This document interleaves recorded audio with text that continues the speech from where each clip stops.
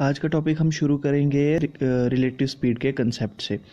यहाँ पर लिखा है when two objects are moving with speed s1 and s2 in same direction their relative speed is subtracted. ठीक है, यानी कि दो ऑब्जेक्ट्स हैं, उनकी डिफरेंट स्पीड है, एक ही s1 है एक ही s2 है, दोनों सेम डायरेक्शन में जा रहे हैं। अब आपको उनकी अगर रिलेटिव स्पीड निकालनी है तो आप क्या करोगे, उनकी स्पीड का सब्ट्रैक्शन करोगे। इस चीज़ को आप ऐसे याद कर लो कि अगर आपको किसी गाड़ी को ओवरटेक करना है तो आपको अपनी गाड़ी की स्पीड उसकी स्पीड से ज़्यादा करनी पड़ेगी, और आपने कितनी ज़्यादा स्पीड से उसको ओवरटेक किया है उसको निकालेंगे हम कैसे, जब हम आपकी गाड़ी की स्पीड माइनस कर देंगे उस बंदे की गाड़ी की स्पीड। अब देखिए, जब हम ये चीज़ निकालेंगे, जो रिलेटिव स्पीड हमने निकाली, और जब हम डिस्टेंस को डिवाइड करेंगे, डिस्टेंस अपॉन स्पीड क्या होती है, टाइम, तो ये वो वाला टाइम होगा जिसमें वो दोनों ऑब्जेक्ट्स एक दूसरे को मीट कर रहे होंगे। फॉर एग्जांपल, आपकी गाड़ी की स्पीड ज़्यादा है और आप पीछे हैं, एक गाड़ी है जो आपसे आगे चल रही है पर उसकी गाड़ी की स्पीड कम है। जब आप तेज़ी से पीछे से आएंगे, एक टाइम आएगा ना जब आप एक दूसरे के पैरेलल होंगे, तो ये वही टाइम होगा जिस पे आप एक दूसरे को मीट करेंगे। ठीक है, अभी मैंने आपको बताया सेम डायरेक्शन का, अब आता है ऑपोजिट डायरेक्शन का। ऑपोजिट डायरेक्शन की जब भी बात चलेगी तो स्पीड जो होंगी s1 और s2 वो ऐड हो जाएंगी। अब ऑपोजिट डायरेक्शन का मतलब सिर्फ वही नहीं हुआ कि वो एक दूसरे से दूर जा रहे हैं, ऑपोजिट डायरेक्शन का मतलब ये भी हुआ कि वो एक दूसरे की तरफ भी आ रहे हैं। सेम डायरेक्शन मतलब दोनों एक ही डायरेक्शन में जा रहे हैं, ऑपोजिट डायरेक्शन मतलब एक दूसरे से दूर भी जा सकते हैं, एक दूसरे की तरफ भी आ सकते हैं। तो ऑपोजिट डायरेक्शन के केस में रिलेटिव स्पीड कैसे निकलेगी, speed s1 plus speed s2 होगी हमारी रिलेटिव स्पीड। तो ये रहा पहला क्वेश्चन। हमारा क्वेश्चन कह रहा है कि एक बस एक अपने सर्टेन डिस्टेंस पर जा रही थी और 80 किलोमीटर डिस्टेंस कवर करने के बाद उसमें ब्रेक डाउन हो गया। ब्रेक डाउन होने के बाद उसकी स्पीड जो थी वो कम हो गई। कितनी कम हुई, 3/4 हो गई ओरिजिनल स्पीड के। और 3/4 होने के बाद जब उसकी स्पीड कम हुई है तो ऑब्वियस सी बात है उसको अपनी डेस्टिनेशन में पहुंचने के लिए ज़्यादा टाइम लगेगा। तो इन्होंने दिया है कि वो कितना टाइम ज़्यादा लगा, वो 47 मिनट्स ज़्यादा लगे। क्यों? क्योंकि अपने वो शेड्यूल टाइम से 47 मिनट लेट हुई, तो यानी उसका मतलब है उसको 47 मिनट्स ज़्यादा लगे। अब नेक्स्ट लाइन कह रही है कि वही एक्सीडेंट 80 किलो स्टार्टिंग पॉइंट से 80 किलोमीटर के बजाय स्टार्टिंग पॉइंट से 95 किलोमीटर पे होता तो उसको कम, मतलब जो 47 मिनट लेट हुआ है उसके बजाय वो सिर्फ 35 मिनट्स ही लेट होता है। क्यों? क्योंकि इस बार वो 95 किलोमीटर तक ओरिजिनल स्पीड पे चल रहा था, 95 के बाद ही स्पीड कम हुई है। अब उन्होंने कहा कि बताओ भाई बस की ओरिजिनल स्पीड क्या है। तो देखते हैं हमारे क्वेश्चन का सोल्यूशन। अब हमारा क्वेश्चन कह रहा है a bus after moving 80 kilometre meet with an accident, यानी कि हमने एक स्टार्टिंग पॉइंट बनाया और एक डेस्टिनेशन बनाई। उन दोनों के बीच में एक रैंडम जगह हमने पॉइंट ले लिया और स्टार्टिंग पॉइंट से उस पॉइंट तक का हमने डिस्टेंस मान लिया 80 किलोमीटर, यानी कि इस 80 किलोमीटर बस अपनी यूजुअल स्पीड पे चली। इस पॉइंट के बाद हुआ ब्रेक डाउन, तो बस की स्पीड होगी 3/4 ऑफ ओरिजिनल, और इस ब्रेक डाउन होने की वजह से बस जो है 47 मिनट्स लेट भी हो गई। अब हमारी नेक्स्ट लाइन कहती है कि अगर एक्सीडेंट जो है 95 किलोमीटर आगे जाके होता, मतलब कि स्टार्टिंग पॉइंट से लेके 95 किलोमीटर के डिस्टेंस पर जाके होता, तो बस जो है 47 मिनट्स के बजाय 35 मिनट्स लेट होती। तो ये सब चीज़ें हमने डायग्रामेटिकली बना ली। 80 किलोमीटर तक चला नॉर्मल स्पीड पे, फिर जब स्पीड स्लो हुई तो 47 मिनट लेट हुआ। सेकंड केस में 95 किलोमीटर तक चला नॉर्मल स्पीड पे, उसके बाद ब्रेक डाउन हुआ तो 35 मिनट्स लेट हुआ। अब जो स्पेसेस बची हैं हम उनको फिल करेंगे। जैसा कि किलोमीटर के केस में 95 से हम 80 माइनस करेंगे तो ये वाली स्पेस आ जाएगी 15 किलोमीटर, और 47 टाइम के केस में 47 में से 35 माइनस करेंगे तो ये स्पेस आ जाएगी हमारी 12 मिनट की। ठीक है, अब ये जो 12 मिनट है ये टाइम टेकन नहीं है, यानी ये 12 मिनट जो है ये टाइम जो आ रहा है ये टाइम का डिफरेंस है, यानी ये 12 मिनट लेट आ रहा है। क्यों? क्योंकि हमने 47 मिनट लेट में से 35 मिनट लेट काटे हैं, तो ये जो 12 मिनट है ये भी 12 मिनट लेट का दिया हुआ है, 12 मिनट एग्जैक्ट टाइम नहीं है। अब हमारे पास एक पर्टिकुलर डिस्टेंस जो कि 15 किलोमीटर है, उसके लिए टाइम का डिफरेंस आ गया जो कि है 12 मिनट लेट। तो हम वही डिस्टेंस वाला फॉर्मूला लगाएंगे। उसके लिए उसमें दो स्पीड्स भी होती थी उस डिस्टेंस के फॉर्मूले में जो हमने पिछली वीडियो में पढ़ा। तो हम देखेंगे कि हमारे पास स्पीड कहाँ से आएगी। अब क्वेश्चन में उन्होंने दिया है कि 3/4 ऑफ इज ओरिजिनल स्पीड, यानी हम मान लेंगे जो डिनोमिनेटर है वो हमारी ओरिजिनल स्पीड है, तो ब्रेकडाउन के बाद जो उसकी स्पीड बनी वो थी 3 यूनिट्स। अगर 4 यूनिट्स हमारी ओरिजिनल स्पीड है तो 3 यूनिट्स जो हमारी स्पीड होगी वो होगी ब्रेकडाउन के बाद। वही चीज़ हमने लिखी, यूजुअल स्पीड उसकी 4x थी, न्यू स्पीड आ गई उसकी 3x। यही चीज़ हमने फॉर्मूले में पुट कर दी। फॉर्मूला क्या कहता था, S1 इंटू S2 होता था न्यूमिनेटर में, S1 माइनस S2 होता था डिनोमिनेटर में, मल्टीप्लाई बाय टाइम का डिफरेंस। तो ये वैल्यूज हमने पुट की, 4x इंटू 3x आ गया न्यूमिनेटर में, 4x माइनस 3x आ गया डिनोमिनेटर में, और टाइम का डिफरेंस जो कि था 12 मिनट लेट वो हमने कर दिया मल्टीप्लाई। जब मिनट को हमने और में कन्वर्ट किया तो हमारे पास आ गया 12 डिवाइड बाई 60। ठीक है, अब इसी को हमने क्या करना है, डिस्टेंस के फॉर्मूले में डिस्टेंस तो हमें दिया हुआ है, डिस्टेंस एक्चुअली दिया नहीं है, हमने 95 में से 80 माइनस करके निकाला था जो कि था 15 किलोमीटर। तो डिस्टेंस में हमने वैल्यू भर दी 15 की, 4x इंटू 3x ऊपर उनका डिफरेंस नीचे, और 12/60 हो गया। टाइम मिनट को हमने और में कन्वर्ट किया है। जब हम इसे सॉल्व करेंगे तो x की वैल्यू आएगी 25/4। अब उन्होंने क्वेश्चन में क्या पूछा है, क्वेश्चन में पूछा find the original speed of the bus. Original speed है 4x, x की वैल्यू 25/4 है। जब हम 25/4 के साथ 4 को मल्टीप्लाई करेंगे तो हमारी वैल्यू आ जाएगी 25 किलोमीटर पर आवर। चलते हैं अब हमारे नेक्स्ट क्वेश्चन पर। हमारा क्वेश्चन कह रहा है कि एक ट्रेन ने जितना भी टोटल डिस्टेंस था उसमें से 1/4 कवर किया, और 1/4 डिस्टेंस को कवर करने के बाद उसने अपनी स्पीड डिक्रीज कर ली, कितनी, 1/3 ऑफ इट्स यूजुअल।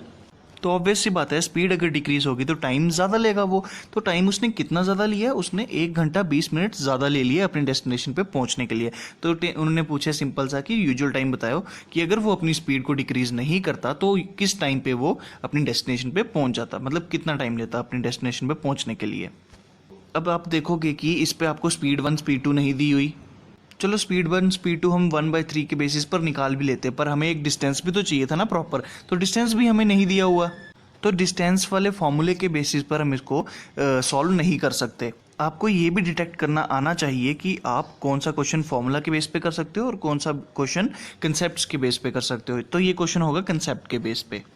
देखो, जब उन्होंने कहा कि 1/4 ऑफ टोटल डिस्टेंस, तो मैंने आपको बताया कि जब भी ऐसी कोई फ्रैक्शन दी हो तो हम डिनोमिनेटर को ही एग्जैक्ट वैल्यू या फिर यूजुअल वैल्यू मानते हैं। तो हमने मान लिया कि टोटल डिस्टेंस है भाई 4 यूनिट। अगर यहाँ पे 1/4 ऑफ टाइम होता तो हम टोटल टाइम मान लेते 4 आवर्स। ठीक है, तो जो भी डिनोमिनेटर होगा हम उसको टोटल मान लेते हैं। ठीक है, इसमें दिया हुआ है 1/4 ऑफ टोटल डिस्टेंस, तो हमने 4 यूनिट्स मान लिया डिस्टेंस को। ठीक है, अब उसने डिस्टेंस कवर कितना किया है, यहाँ पे लिखा हुआ है 1/4। अगर 4 टोटल डिस्टेंस है तो उसने 1 यूनिट कवर किया है।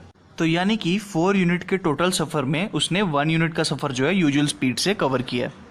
अभी हमें ये नहीं पता उसकी यूजुअल स्पीड क्या है, हमें बस इतना पता है कि 4 यूनिट में से 1 यूनिट उसने यूजुअल स्पीड से कवर किया है। अब नेक्स्ट लाइन कह रही है कि ये वाला 1 यूनिट कवर करने के बाद उसने अपनी स्पीड को डिक्रीज कर लिया 1/3 ऑफ इट्स यूजुअल स्पीड।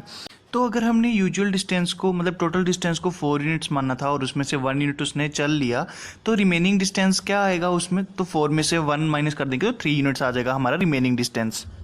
अब आपको पता है कि जो उसने 1 यूनिट कवर किया था वो यूजुअल स्पीड से किया था, और जो 3 यूनिट कवर किया है वो डिक्रीज्ड स्पीड के साथ कवर किया है। तो हम यूजुअल पे काम नहीं करेंगे, हम जो नया डिस्टेंस होगा, जो 3 यूनिट का डिस्टेंस होगा, हम उस पे काम करेंगे। तो अब यहाँ हमारे पास स्पीड की फ्रैक्शन दी हुई है 1/3, तो यानी कि सीधी सीधी बात है 3 यूनिट्स जो होगा उसको हम मान लेंगे यूजुअल स्पीड। अब हमें काम करना है न्यू स्पीड पे। तो इधर लिखा हुआ है दैट 1/4 डिस्टेंस कवर करने के बाद उसने अपनी स्पीड डिक्रीज की है 1/3 से। डिक्रीज वर्ड पे ध्यान रखिए। तो यहाँ पर जो न्यू स्पीड होगी वो 1 नहीं होगी, वो 3 में से 1 माइनस करके आएगी। क्यों? क्योंकि इन्होंने यहाँ पर डिक्रीज करने की बात की है। ठीक है, 3 अगर हमने मानी यूजुअल तो डिक्रीज होगा उसमें 1 यूनिट का, हमारी न्यू स्पीड आएगी 2। अगर यहीं डिक्रीज के बजाय इंक्रीज दिया होता तो हम 3 में 1 माइनस करने के बजाय 1 प्लस करते, तब हमारी न्यू स्पीड आती 4। पर यहाँ पर उन्होंने डिक्रीज का है तो इसलिए हम माइनस ही करेंगे। तो यहाँ पर आप देख सकते हैं कि यूजुअल स्पीड आ गई 3, न्यू स्पीड आ गई 3 में 1 माइनस किया तो 2। अब हम टाइम निकाल लेंगे, क्योंकि यहाँ पे दिया हुआ है ना रीचेस डेस्टिनेशन 1 और 20 मिनट लेट, यानी कि हमें स्पीड को जो है टाइम में कन्वर्ट करना होगा। तो हमने टाइम में कैसे लाया, स्पीड है अगर 3:2, टाइम होगा इनवर्स, तो टाइम आ गया 2:3। अब यहाँ दिया हुआ है 1 और 20 मिनट लेट। लेट का मतलब आ गया टाइम का डिफरेंस। ठीक है, तो टाइम में हम डिफरेंस करेंगे तो देख सकते हैं आपकी 3 - 2 जो है टाइम का डिफरेंस आ गया 1 यूनिट का। यहीं पर हमें क्वेश्चन में एग्जैक्ट वैल्यू दी हुई है टाइम के डिफरेंस की 1 और 20 मिनट। तो हम क्या करेंगे, 1 और 20 मिनट को हम सीधा सीधा मिनट में ही कन्वर्ट कर देंगे। 1 घंटे में 60 मिनट होते हैं और 60 मिनट के ऊपर वो 20 मिनट और लगा रहा है, तो टोटल टाइम हमारे पास आ गया 80 मिनट्स। तो रेशियो में वो लेट टाइम का डिफरेंस आ रहा है 1 यूनिट का, और क्वेश्चन में टाइम का डिफरेंस दिया हुआ है 80 मिनट्स का। तो 1 को हम कंपेयर कर लेंगे 80 से, 1 यूनिट की वैल्यू आ जाएगी 80 मिनट। अब हमें यूजुअल टाइम देखना है। यूजुअल टाइम यहाँ पर आप देख सकते हैं दिया हुआ है 2 यूनिट्स, ठीक है। अगर 1 यूनिट की वैल्यू है 80 मिनट तो 2 यूनिट की वैल्यू कितनी हो जाएगी 160 मिनट। अब एक चीज़ देखिए, मैंने आपको क्वेश्चन के स्टार्टिंग में ही कहा था 4 यूनिट हमने टोटल डिस्टेंस एज्यूम किया था, जिसमें से 1 यूनिट उसने यूजुअल टाइम में चला था। तो मैंने आपको कहा था कि 1 यूनिट को भूल जाइए, हम फिलहाल काम करेंगे 3 यूनिट में, क्योंकि उस पे ही सारी चेंजेस आई हैं। तो ये जो 160 मिनट उसने लिए कवर करने के लिए, ये डिस्टेंस भी तो उन 3 यूनिट्स का ही होगा। जब जब हम सारी कैलकुलेशन ही 3 यूनिट के लिए कर रहे थे, तो जो टाइम टेकन होगा वो भी तो 3 यूनिट्स के लिए होगा। पर हमें इधर लिखा हुआ है क्वेश्चन में कि find the usual time taken by train to cover complete distance. तो अगर 3 यूनिट्स हम 160 मिनट में कर रहे हैं कवर, ठीक है, और 4 यूनिट हमारा टोटल डिस्टेंस है, तो उस 4 यूनिट की वैल्यू निकालने के लिए हमें पहले 1 की वैल्यू चाहिए होगी। 3 यूनिट कर रहे हैं हम 160 मिनट में, तो 1 यूनिट हम कवर करेंगे 160/3 मिनट में। और हमें कंप्लीट डिस्टेंस देखना है जो कि था 4 यूनिट। कंप्लीट डिस्टेंस निकालने के लिए हम 160/3 को 4 से मल्टीप्लाई कर देंगे, तो टाइम टेकन क्या आ जाएगा 640/3 minutes is the total time taken by train to cover the complete distance which is 4 units. Shatabdi Express left Delhi 40 minutes late. तो शताब्दी एक्सप्रेस है, उसने दिल्ली स्टेशन को 40 मिनट लेट लीव किया। After covering half of the total distance it increases its speed by 1/6 of original speed and reached Chandigarh on time. अब देखिए, उसने 40 minute late छोड़ा, तो अपने टाइम को कंपनसेट करने के लिए उसने आधा डिस्टेंस कवर करने के बाद अपनी स्पीड जो है वो 1/6 से इंक्रीज कर दी, ठीक है। Find usual time taken by train to cover the complete journey, ठीक है। अब आते हैं हमारे सॉल्यूशन पे। अब वही चीज़ आ गई इसमें कि एक पुराना स्पीड थी, एक न्यू स्पीड थी। स्पीड से हम टाइम में कन्वर्ट करेंगे और टाइम हमें दिया हुआ है 40 मिनट लेट। सो स्पीड की हमें फ्रैक्शन दी हुई है 1/6, जिसमें से 6 होगा वो तो ओरिजिनल स्पीड होगा सीधा सीधा ही। अब न्यू स्पीड हमें कैसे कैलकुलेट करनी है, हम स्टेटमेंट को दोबारा देखेंगे न्यू स्पीड के लिए। तो स्टेटमेंट हमारी कह रही है it increases its speed by 1/6 of original speed. तो यानी मैंने आपको बताया था इंक्रीजेज या डिक्रीजेज, मोर या लेस, ऐसे वर्ड्स दिए हो तो न्यूमिनेटर जो है वो ओरिजिनल वाली में, ओरिजिनल स्पीड में या ओरिजिनल टाइम या डिस्टेंस जो भी आपको क्वेश्चन में दिया होगा उसमें ऐड या सब्ट्रैक्ट होगा। अगर इंक्रीज है तो ऐड होगा न्यूमिनेटर, अगर डिक्रीज है तो सब्ट्रैक्ट होगा न्यूमिनेटर। वैसे ही इस क्वेश्चन में दिया होगा कि it increases its speed by 1/6, यानी अगर ओरिजिनल स्पीड हमारी है 6 यूनिट तो उसमें इंक्रीज होगा 1 यूनिट का, हमारी न्यू स्पीड आ जाएगी 7।